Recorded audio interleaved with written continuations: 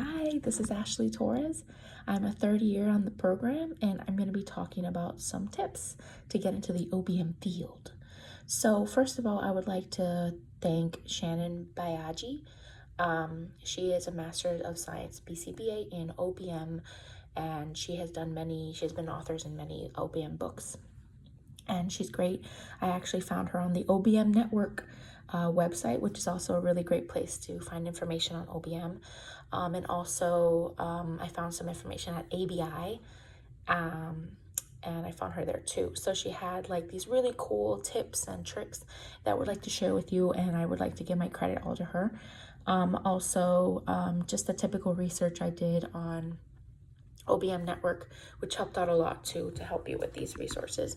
So first, I would like to define what OBM is. I know you're probably in OBM classroom yet, or I'm not sure, but I'm just going to give you like a little snippet on what it is. So OBM is the application of behavior analysis principles to organizations and businesses. Essentially, that's it, to help like employment productivity, increasing safety, and improving all around well-being of the individuals in a workplace.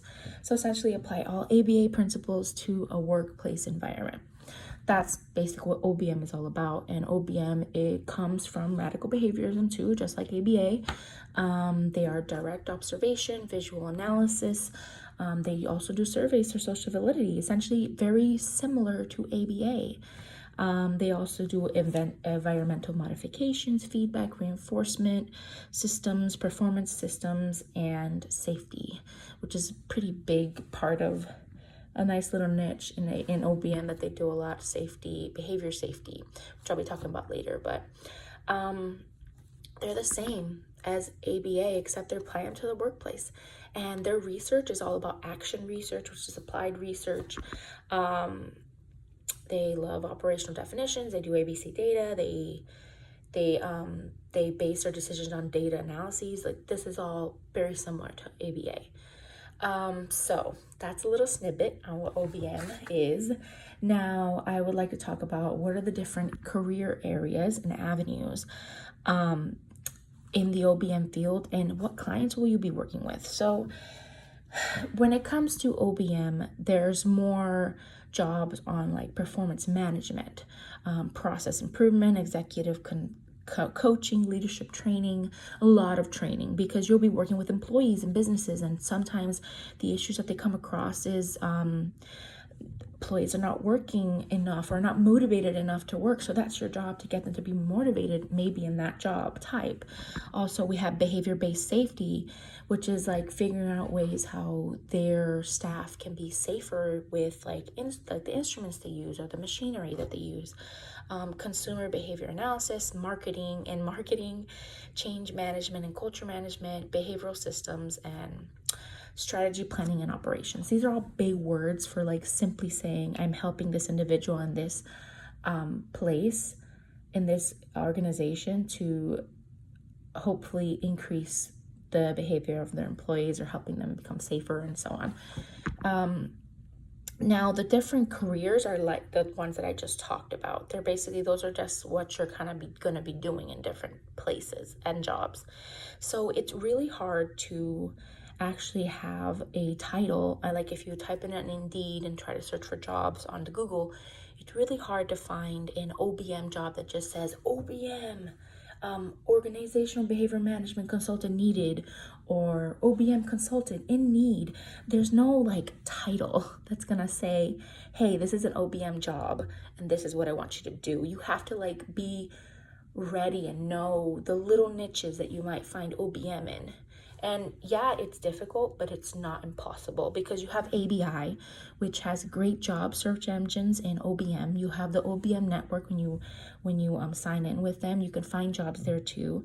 Also, if you just simply type in like, sometimes you can find them in like human resources, training and development, process management, health and safety, data analytics, and observations. These are all OBM jobs.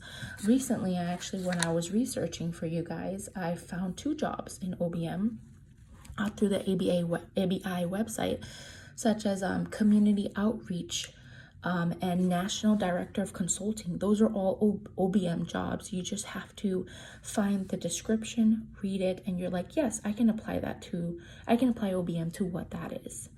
And the typical clients that you'll be working with are like bosses, small mom and pop shops, let's say big companies such as Nike and all these things, so they can help their marketing campaigns and also help with their employee performance. That's the kind of typical developing individuals you'll be working with, just like the everyday boss that needs help with getting their billing correct.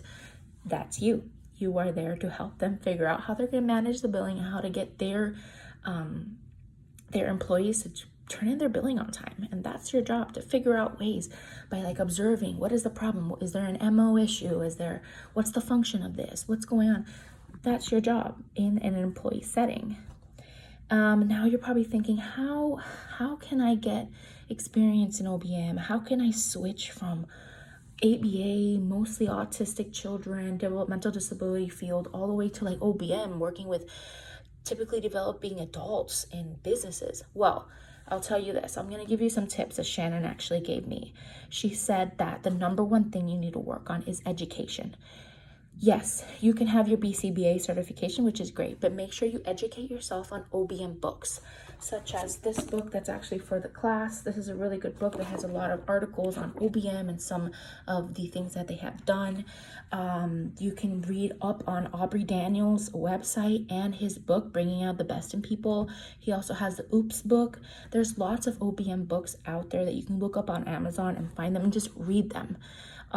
Read them so you can learn to see how you can transfer your ABA principles, the things you know, into OBM, because they're essentially all the same. You're just dealing with different populations and different environments. That's the number one thing. You need to educate yourself. Have just a little summary on what's going on so that you can hopefully find a mentor, which is number 2.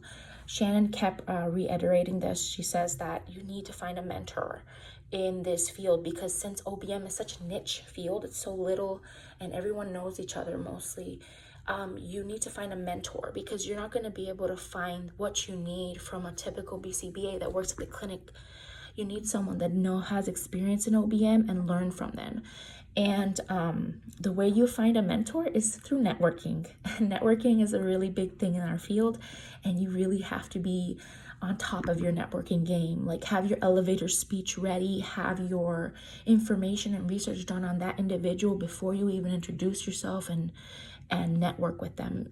In the moment you start networking with them, then you can start saying, hey, I really wish I could get into the field of OBM. Is there any way that you'd be willing to be a mentor? And that can be and if you like, this can be done in conferences and stuff. And if you are a little not ready for the conference avenue, I would start with like LinkedIn. LinkedIn is a really big deal. Like, keep in touch with people that are big in the OBM field. Ask them, hey, my name is blah, blah, blah. Would you be interested in being my mentor or providing with some information? Like, network with them. Also, you should go to local business workshops. Maybe you'll meet some OBM individuals there. And like, FABA is a great OBM place, because there's not a lot of OBM in FABA, but there's enough where you can find people that actually work in that area and create not friendships, I would say professional friendships, and network, so you can get that experience that you need. After you've gotten a mentor from networking and introducing yourself to a lot of people in the OBM field, you need to go straight into just doing small jobs. Like, once you get your mentor, go to your practicum site and ask them, hey, is there anything that you're having issues with or that you can't sleep at night from doing? And sometimes they'll say like, yeah, we're having issues with billing. No one wants to turn it in on time. There's some issues, and that could be something you can work on. You need to build your portfolio of experience in OBM. So smart, start little. Go to your practicum site, ask them, ask your mentor, how can I fix this? Can you help me? Create that experience for yourself, help your practicum site, and put that in your portfolio and resume, so that when you get the opportunity to actually show, these are the things I've done in OBM, from my experience in the last 2 years, you are more likely to get a job in OBM by having more experience in your portfolio. Also, when you go to conferences and you're networking or you're on LinkedIn, send an email to the OBM individual that you're trying to contact to be your mentor or even just network with. Just say, hey, my name is blah, blah, blah. I'm interested in OBM. I loved your book that you wrote with blah, blah, blah, like with Shannon.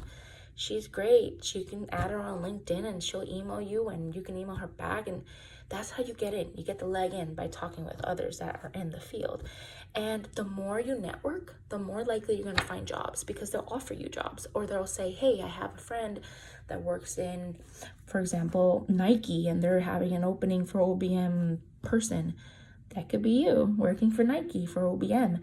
And also the jobs are it depends on what job you get. Sometimes you can go overseas and work for a company for a couple of months and then come back and then have another job. You know, it's really about networking, and you need to have that mentorship, that education, and just be ready for that. Because there's a lot of lingo that might be a little different from ABA, but still it has the same principles. So it's not as scary as you think. It's not as intimidating. It's not as aversive. So definitely just do your research. I hope what I've stated in this video will help you in the future.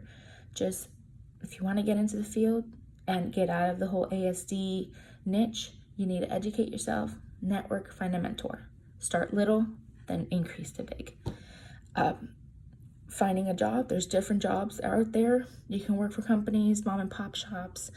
You can do a lot of things. You just got to search the right thing. And again, ABI and OBM network really helps a lot. And also like read Aubrey Daniels' website and all of his books. It'll help you get through all that stuff too. But yeah, I hope this helps you and gives you some education on how you can get in and what jobs to expect. And yeah, so thank you so much for listening to my advice and have a lovely day.